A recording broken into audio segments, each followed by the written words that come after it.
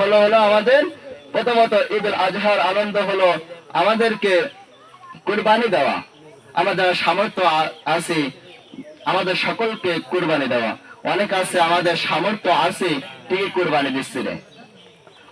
আল্লাহর নিয়ামতে আমাদেরকে দেশে ঠিক আল্লাহর পথে ব্যয় করতে আমরা পারছি না।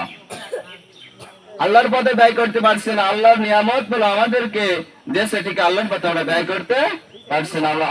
আল্লাহ যখন আমাদের নিয়ামত দেশে আমাদের উচিত আমরা আমাদেরকে আল্লাহর পথে ব্যয় করা। আমরা সকলে আল্লাহর পথে ব্যয় করবো কি? কুরবানি কি নিজে গোস্ত খাওয়ার জন্য? কাদের জন্য কুরবানি?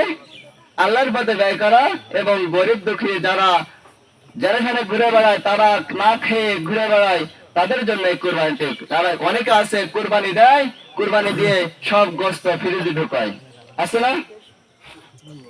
ওই জন্য আমাদেরকে যেটা উচিত কুরবানি দেওয়া, যেভাবে কুরবানি দিতে বলেছে আমাদেরকে ওরকম ভাবে আমরা সকলের জন্য কুরবানি দেওয়া সেই তৌফিক দান করুন।